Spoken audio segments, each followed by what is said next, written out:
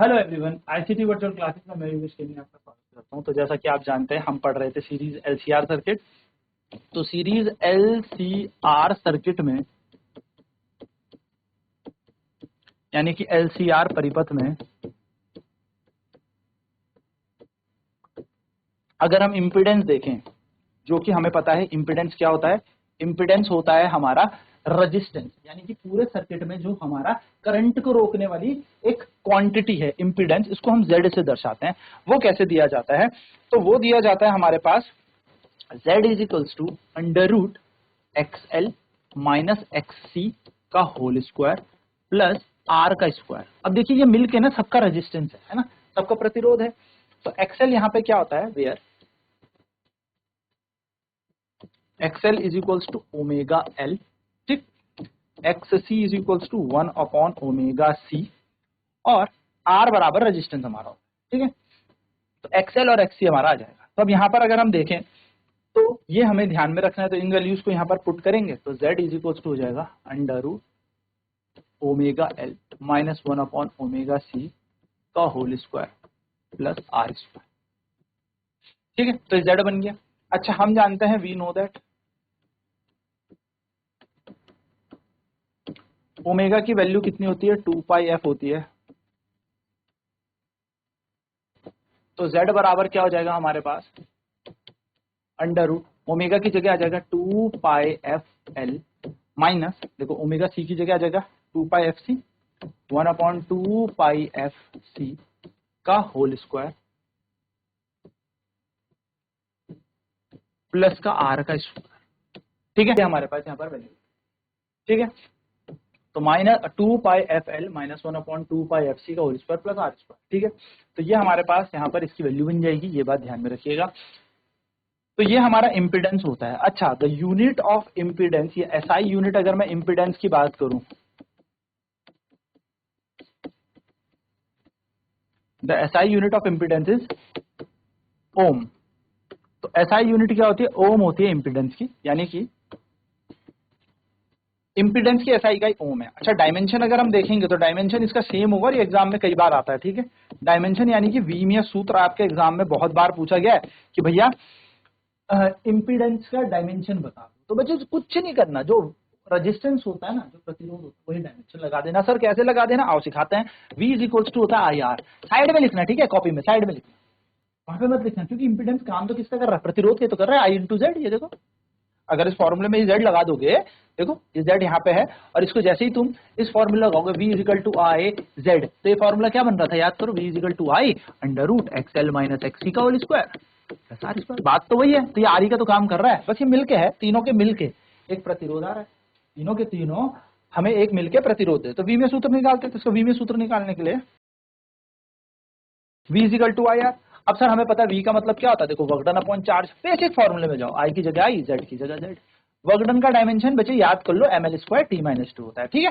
दो डायमेंशन मेरे बोलने पे याद कर लो, एक फोर्स का वो है ml t माइनस 2 और एक है वर्क का which is ml square t minus 2। ये डायमेंशन हमेशा याद रखना। एक्चुअली क्यों याद रखना, इससे ना हेल्प हो जाती है हमें बहुत सारी चीजों में। हम देखेंगे क्लास 12th में, तो फोर्स और वर्क के बहुत सारे कहीं ना कहीं रिलेट होगा, क्योंकि देखो बल लग रहा है और एनर्जी है, इन्हीं के बीच हम कहीं ना कहीं चर्चा कर रहे हैं पूरे चैप्टर के बीच, है ना।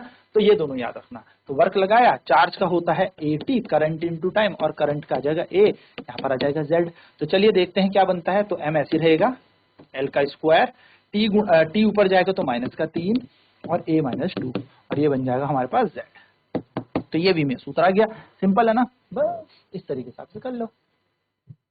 तो वी में सूत्र भी हमारे पास बन गया। तो ओम का वी में सूत्र होता है ml स्क्वायर t माइनस 3 या माइनस 2। ये किसके बराबर आ जाएगा, Z का डायमेंशन। चलिए नोट कर लेंगे फटाफट से फिर बढ़ते हैं आगे और इस पे एक प्रश्न करते हैं। प्रश्न,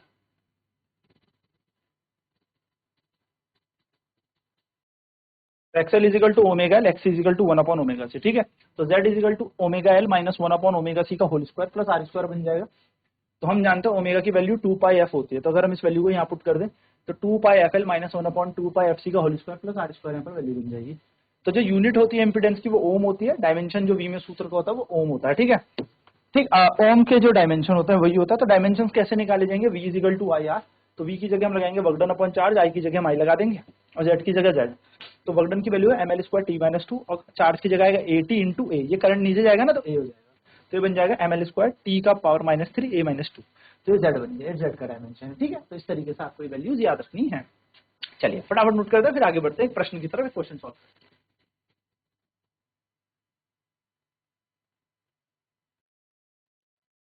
चलिए क्वेश्चन करते हैं। In an series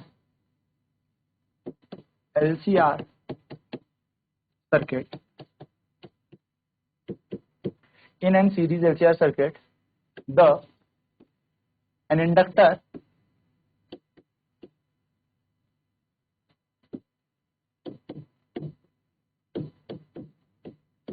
of inductance 30, in a series LCR circuit, an inductor of inductance 30 millihenry, a capacitor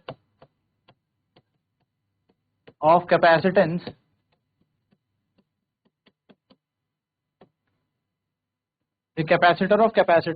40 millifarad and a resistor of 10 ohm are connected across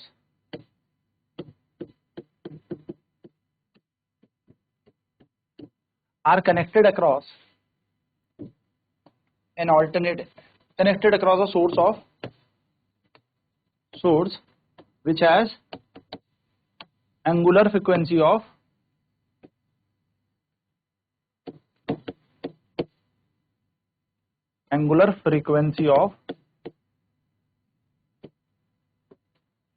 which has angular frequency of 100 radian पर second. ठीक है, 100 radian पर second. Find the impedance of this circuit।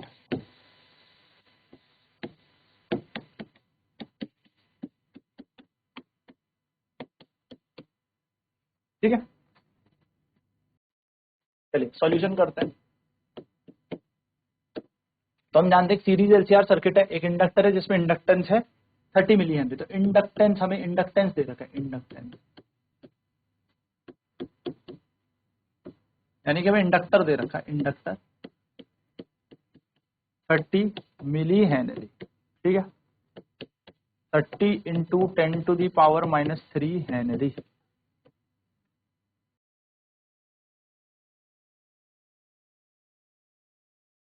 Capacitor है इनके पास 40 microfarad, sorry मिलीफेराड, तो capacitor C की value 40 मिलीफेराड यानी कि 40 into 10 to the power minus 3 farad. और रजिस्टर हमारे पास है, रजिस्टर हमारे पास है 10 ओम का। ठीक है, 10 ओम का रजिस्टर हमारे पास। हमें क्या करना है, हमें निकालना है impedance.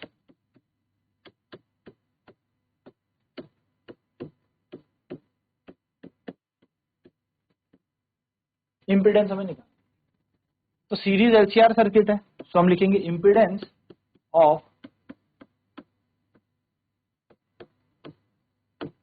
LCR circuit. Impedance of LCR circuit जो है वो क्या होगा, वो Z होगा बराबर under root XL minus XC का होल स्क्वायर प्लस R का स्क्वायर। ठीक है, तो Z ऐसी रहेगा, अंडर रूट XL की जगह आ जाएगा omega L minus 1 upon omega C, या मैं अलग से पहले XL निकाल लेता हूँ ना, सबसे अच्छा काम करता हूँ, XL अलग से निकालते हैं। हम जानते हैं जो XL है वो होता है ओमेगा L बराबर, ओमेगा की वैल्यू होती है 2 पाई एफ एल। तो देखो ओमेगा की वैल्यू तो हमें दे रखी है, खैर ओमेगा की वैल्यू हमें 100 दे रखी है, और एल की वैल्यू कितनी दी है, देखो यहाँ से एल की वैल्यू दे रखी है हमें 30 मिलियन, यानी कि हम यहाँ लगाएंगे 30 into 10 to the power minus 3, यानी कि हम लिखेंगे यहाँ पे 100, यहाँ पे 30, नीचे आ जाएगा 1 2 3, 1 2 3 1 2 3, तो ये बन जाएगा 3। ठीक है, तो 3 आ जाएगा हमारे पास 3 ओम। एक्सएल आ गया, एक्स सी देखेंगे तो ये होता है 1 अपॉन ओमेगा सी, तो 1 अपॉन ओमेगा की वैल्यू तो 100 दे रखी, सी की वैल्यू कितनी दे रखी है 40 दे रखी है हमें। हाँ 40 इंटू 10⁻³ यानी कि ये बना देंगे हम XC बराबर कितना आ जाएगा 1/100, 40 यहीं रह जाएगा और 10⁻³ ऊपर जाएगा 1000 बन जाएगा। 1 2 3 1 2 3 यानी कि 1/4 ये हमारे पास आ जाएगा। अब R की वैल्यू हमें दे रखी है 10 ओम, तो Z हमारे पास है ही, तो Z is equals to √XL minus XC का होल स्क्वायर प्लस R का स्क्वायर √XL। XL की वैल्यू कितनी है? XL की वैल्यू हमारे पास है 3 ओम माइनस 1/4 का होल स्क्वायर प्लस R का स्क्वायर यानी कि 10 का स्क्वायर। ठीक है, R स्क्वायर यानी कि 10 का स्क्वायर यहाँ पर आ जाएगा। तो Z इज इक्वल्स टू √3 4 जो 12, 12 में से 1 जाएगा तो 11/4 का होल स्क्वायर प्लस आप यहाँ पे लिख दो 10 का स्क्वायर। ये इस तरीके से वैल्यू आ जाएगी। ठीक है, नाउ इसको सॉल्व करते हैं। तो Z इज इक्वल्स टू √11 का स्क्वायर होता है 121 अपॉन 4 का होता है 16 प्लस 100 आ जाएगा यहाँ पर, यानी कि Z इज इक्वल्स टू आ जाएगा हमारे पास 121 प्लस 1600 नीचे आ जाएगा 16, एलसीएम ले लिया ना। तो Z इज इक्वल टू ये कितना हो जाएगा, ये हो जाएगा 1 2 6 1 7 1721/100। अब हम जानते हैं 40 का होता है 1600, 50 का होता है 2500, यानी कि ये लम सम 40 के हेरफेर में हमें दिख रहा है ना। 42 का करके देखें स्क्वायर, 42 2 2 4 2 4 8 8 16 4 16 1 6 7 1 देखो लगभग 1664 यानी कि 41 पॉइंट कुछ समथिंग आएगा। 41.8 हम इसको ले लेते हैं, नीचे आ जाएगा 4। तो ये हमारा बन गया, यानी कि इसको हटाएंगे तो ये बन जाएगा हमारा 418/40 अप्रॉक्सीमेट। सॉल्व कर लेते हैं इसको, 418 को 40 से भाग दे देते हैं, 40 से कम 40 बचा हमारा 1 और 8 है ना। 0 लगेगा यहाँ पे, पॉइंट आएगा 0, 4 × 16 20 पॉइंट लगा के 0 5 यानी कि अप्रॉक्सीमेट आ जाएगा 10.45 ओम। तो ये हमारा क्या आ जाएगा, इम्पीडेंस आ जाएगा। तो हम लिखेंगे the impedance of the triangle, the impedance of LCR circuit is 10.45। तो इस LCR परिपथ का इम्पीडेंस कितना है, 10.45 ओम है। ठीक है, चलिए नोट कर लेते हैं फटाफट,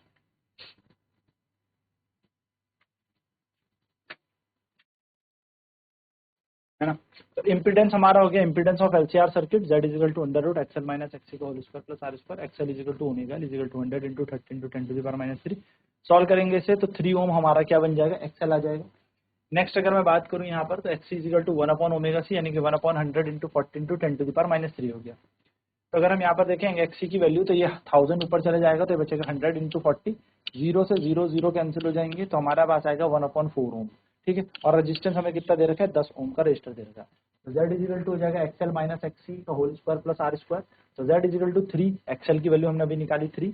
ठीक है, 3 माइनस 1/4 का होल स्क्वायर प्लस 10 का स्क्वायर। तो Z इज इक्वल टू बन जाएगा 3 4 12 माइनस 1 11/4 का होल स्क्वायर प्लस 10 का स्क्वायर। ठीक है, सिंपली हमारे पास Z की वैल्यू निकाली जाएगी।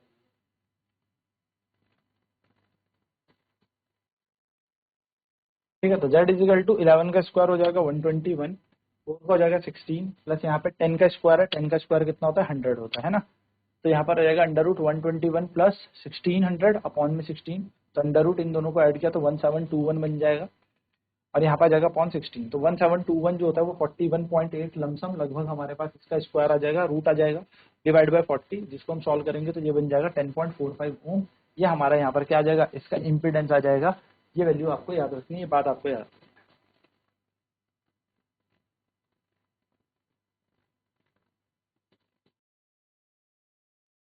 इम्पीडेंस ऑफ LCR सर्किट का कितना बन जाएगा, 10.45 ओम बन जाएगा, याद रखना। एक इम्पीडेंस ट्रायंगल की बात करते हैं, इससे आपको काफी फायदा होने वाला है जब आप पावर के बारे में भी जानेंगे। जब आप थोड़ा सा LCR सर्किट में आप पावर फैक्टर या पावर की हम बात करेंगे तो इम्पीडेंस ट्रायंगल क्या होता है।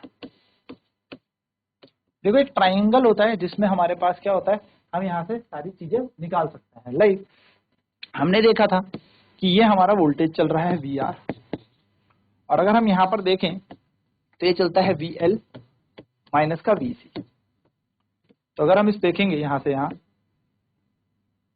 तो ये फेज एंगल फाई है।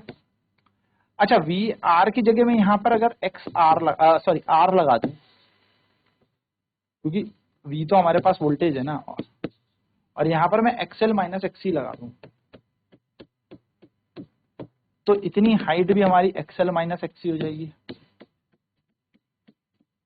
तो ये हो जाएगा इम्पीडेंस, जो कि हो जाएगा अंडर रूट R का square plus XL minus XC का होल स्क्वायर, है ना। यही इम्पीडेंस होता है। तो इस ट्राइंगल से हमें क्या पता लग गया? इस ट्राइंगल से हमें बेसिकली ये पता लग गया, अगर मैं यहाँ पे ट्राइंगल बना रहा हूँ ऐसे ऐसे ऐसे, तो ये है XL माइनस XC, ये है R, Z बराबर आ गया हमारा इम्पीडेंस, फाई बराबर, है ना। तो ये फाई एंगल है, तो बन जाएगा under root XL minus XC whole square plus R, ये हमारा बन गया Z। ठीक है, ये बात ध्यान में।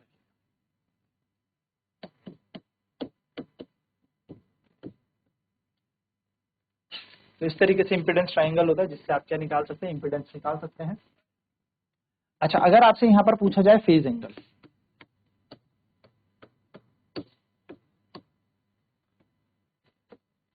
फेज एंगल फाई, तो मैं बोलूं टेन फाई बराबर क्या होता है? Perpendicular upon base. तो परपेंडिकुलर होगा XL माइनस XC अपॉन में R, तो ये हमारा होता है फेज एंगल। ठीक, XL की वैल्यू ओमेगा L होती है, XC की वैल्यू 1 अपॉन ओमेगा C होती है। इन वैल्यूज को यहां लगा दूं, तो टेन फाई की वैल्यू बन जाएगी omega L minus 1 upon omega C upon में R।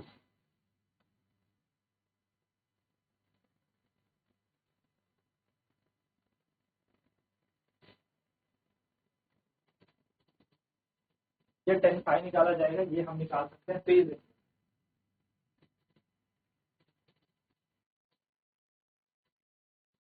तो ये बेसिक सा तरीका है, जिस तरीके से आप क्या कर सकते हैं, इम्पीडेंस ट्रायंगल की हेल्प से आप चीजों को डिफाइन कर सकते हैं। हम नेक्स्ट क्लास में बात करेंगे इस पर और प्रश्न की।